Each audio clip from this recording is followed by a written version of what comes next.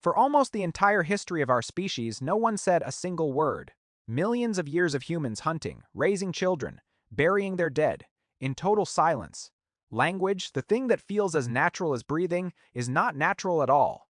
It is one of the strangest, most unlikely things that has ever happened on this planet. And it almost didn't.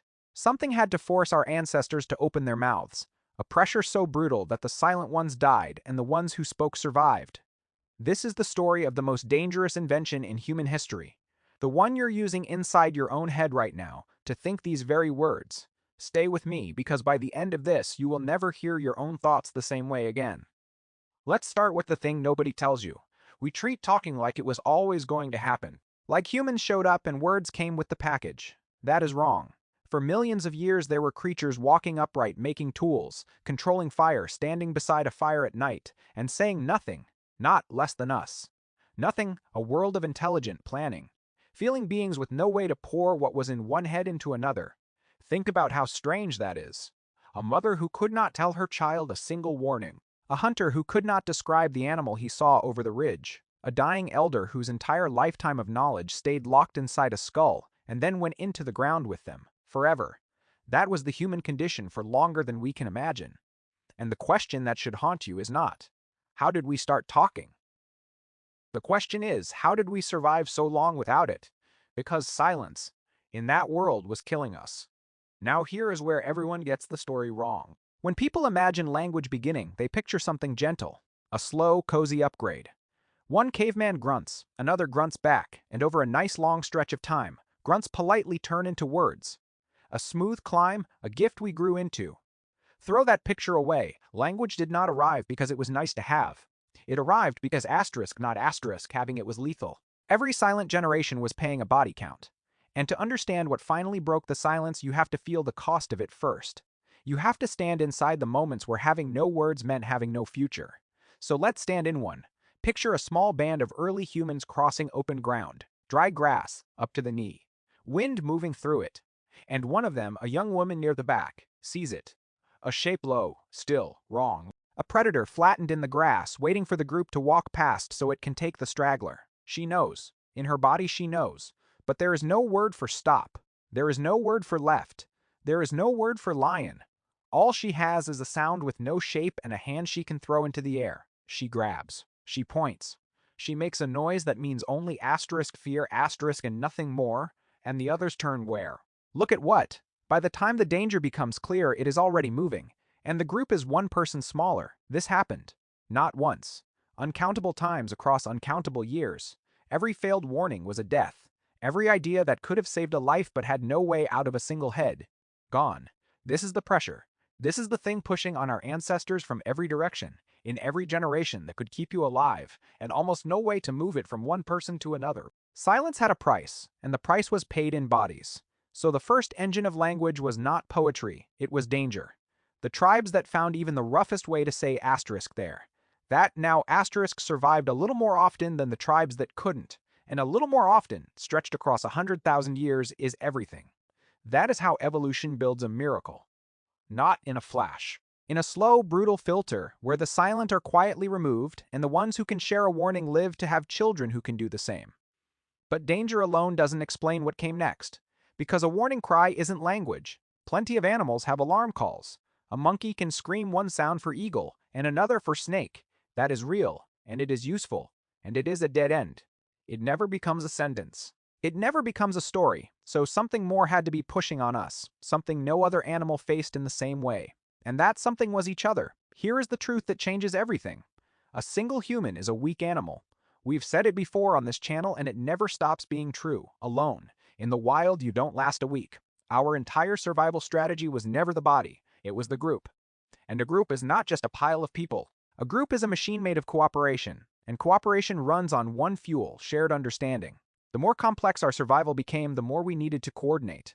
And the more we needed to coordinate, the more silence choked us. Think about what a hunt actually required. Not one person chasing one animal. We already know from the rain, from the Ice Age, that the tribe hunted as a single body. You spread a line of people through the trees. You drive the animals toward the cliff, toward the river, toward the trap. That plan lives in someone's head asterisk, before asterisk the hunt begins. Now try to build that plan with no words. Try to say, "You three go wide." You wait at the crossing. You don't move until you hear me, using only your hands and a grunt. You can manage the crudest version. But every layer of cleverness you want to add, every if it goes left, then you hits a wall. The complexity of what we could do was capped by the poverty of what we could say. So the pressure sharpens. The tribes that could coordinate a hunt in more detail ate more. The tribes that could plan, that could say tomorrow, not today and there, not here out-survived the ones stuck in the present tense of gesture. Language wasn't rewarding us for being social. Or sociality was demanding language, generation after generation, or we would stay stuck as clever animals who could never quite become us. And if this is already reshaping how you think about the words in your own mouth, if you're starting to feel that talking is not a small thing, but the very thing that built everything around you, then do me one favor, tap that subscribe button right now. This channel is for people who want the real story of where we came from, not the cartoon version, the people who want to understand the machinery underneath being human. You belong here. Now, stay with me because we've only felt the pressure. We haven't touched the machine, because a need is not enough. A fish needs to breathe air on land, but wanting it doesn't grow a lung. For our ancestors to actually start speaking, something had to change inside the body itself. And the changes we're about to look at are so specific, so unlikely, that when you see them lined up, language stops feeling like an achievement and starts feeling like a lightning strike. Let's start in the throat. Take a breath and feel it happen. The air moving down. Buried in your neck, there is a small horseshoe-shaped bone called the hyoid. You will never think about it, and it is one of the reasons you can speak. It anchors the muscles of your tongue and your voice box, and its position in humans is strange. Our voice box sits low in the throat, far lower than in almost any other animal. That low position is what gives us the huge range of sounds we can make. The difference between ah and e and oo. The vowels that let words exist at all. But here is the price, and it tells you how badly evolution wanted this. That same low voice box makes us the only animal that can easily choke to death on its own food. We literally share one pipe for swallowing and for speaking, and the design is dangerous. Every human who has ever choked at a dinner table is paying a tax for the ability to talk. No other animal makes this trade. A wolf, a horse, a chimp, their airway and their food pipe are kept far safer apart, and not one of them can say your name. We gave up that safety. We accepted the risk of dying on a mouthful of food permanently, as a species in exchange for a wider throat of sound. Evolution does not accept a deadly trade-off like that for a luxury. It only accepts it when the payoff is survival itself. The throat rebuilt itself, at real risk to every individual, because being able to speak was worth more than the lives it would cost. And the hyoid isn't the only clue in the bones. When we find hyoid bones from Neanderthals, they look remarkably like ours. Which means the hardware for speech may be far older than we ever assumed, that our lost cousins may have had voices too. Sit with that. A whole other kind of human standing in the cold, maybe speaking words we will never hear. But the throat only makes the sound. The sound is nothing without the thing that gives it meaning, and that lives in the brain. There is a patch of tissue near the front of your brain, on the left side about where your temple is. It is called Broca's area. We learned what it does, the way we learn most brutal things about the brain. From damage. When that specific region is injured, something devastating and precise happens. The person still knows exactly what they want to say. The thoughts are all there, whole and clear, but they cannot get the words out. They struggle. They strain, a few broken words at a time, trapped behind a wall in their own head. They know. They just can't say. It is the exact horror our silent ancestors lived in permanently. Except now we can see the specific piece of brain that stands between a thought and a word. And there is a second region further back, Wernicke's area, and when that asterisk is damaged, the nightmare flips. The person speaks fluently, easily, a smooth river of words, but the words are nonsense. They've lost the meaning while keeping the flow. Two regions, one to build the sentence, one to load it with meaning. And in the human brain, both are enlarged, developed, wired together in a way that no other animal's brain is. Our skulls were rebuilt around the machinery of language, the same way our throats were. So we have the throat, we have the throat, we have the brain, and then we have the strangest piece of evidence of all, the one written into your DNA. There is a gene. Its name is unglamorous, FOXP2, and it might be one of the most important letters in the entire story of who we are. Scientists found it by studying a single family across 3 generations. A family where many members had a severe inherited difficulty with speech and language. Following that thread, researchers traced it down to this one gene. And here is the part that should raise the hair on your arms. Almost every animal has a version of FOXP2. Mice have it, birds have it, chimps have it. But the human version is different. It carries a tiny number of changes found in no other living ape. A microscopic edit, deep in the code that appears to be tied to the fine motor control speech demands. The impossibly fast, precise dance of tongue and lip and breath that turns air into words. And here is a detail that makes it stranger still. When scientists look at where else FOXP2 does its work, they find it in songbirds, in the parts of a bird's brain that let it learn its song. Not born knowing it, learning it, note by note, from the adults around it, the way a human child learns words, the same gene, doing the same kind of job, in a creature separated from us by hundreds of millions of years. It is as if evolution reached for the same tiny lever twice to unlock the same magic, a brain that can learn a sound and pass it on. In us, that lever opened a door nothing else on Earth has walked through. We didn't invent language with our hands, like a tool we could put down. It was written into us, baked into the genome, passed to you at conception. Before you drew a single breath, you did not learn to be a creature that speaks. You were born *1, carrying an edit that our ancestors paid for in blood over 100,000 years. And the terrifying flip side proves it, when that one gene goes wrong in a person today. When it carries a single fault, the ability to shape words falls apart. One letter out of place in a code 3 billion letters long, and the gift stumbles. That is how fine the thread is that you're hanging your entire inner voice on. Now step back and look at what we've stacked. A throat rebuilt at the risk of choking. A brain rewired with dedicated regions for building and understanding sentences. A gene rewritten in a way no other ape carries. These did not happen for fun. Each one was expensive. Each one was dangerous. Evolution does not pay prices like these for something optional. It pays them for something that decides who lives. Which means for a staggeringly long stretch of prehistory, the ability to speak, even a little better than the human beside you, was the difference between your bloodline continuing and your bloodline ending. But there is one more theory about why asterisk, and it is my favorite because it is so human it is almost embarrassing. We've talked about warnings. We've talked about hunts. Those are dramatic. But the pressure that may have truly forged language might have been something far smaller and far closer to home. It might have been gossip. Stay with me, because this is real science, not a joke. As our groups got bigger, a new problem appeared. One that had nothing to do with predators or prey. It had to do with each other. In a small band, you can keep track of everyone by simply being near them. Who is trustworthy? Who takes more than they give? Who helped you last winter? Who let you down? Many primates manage these bonds by grooming, sitting for hours, picking through each other's fur, one-on-one. It is slow, it works, but it caps the size of your group. You can only groom so many others in a day. Now grow the group. 20 people, 50. 100, suddenly there aren't enough hours in the day to physically bond with everyone you need on your side. The social web gets too big for touch to hold it together. And a group that can't hold together, that fractures into suspicion, that can't track who is a cheat and who is a friend, falls apart. And a human alone is a dead human.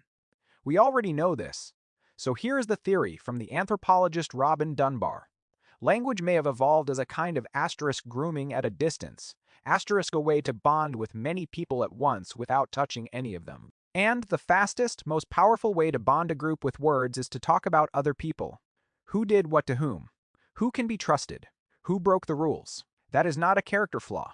That is social software. Gossip is how a large group keeps a shared map of who everyone is.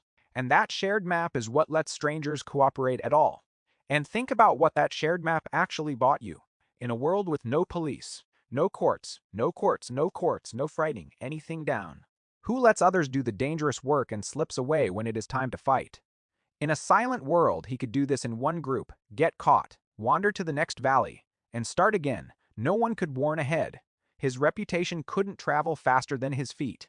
But give the tribe words and everything changes. Now the story of what he did arrives before he does.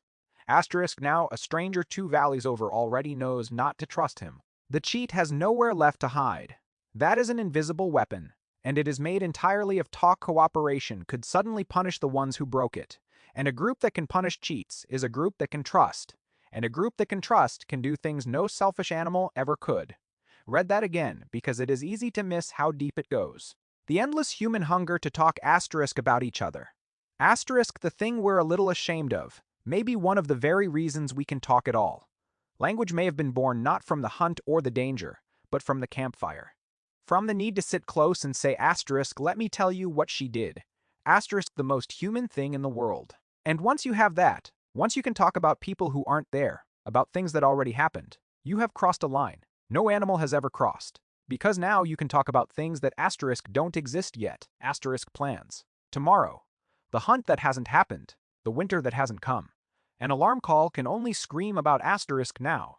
Asterisk, but a sentence can travel through time. It can carry the past into the present, into the future. And the moment a human could say asterisk last time the rains came, we stored the meat asterisk. History began, not the history in books. The real one.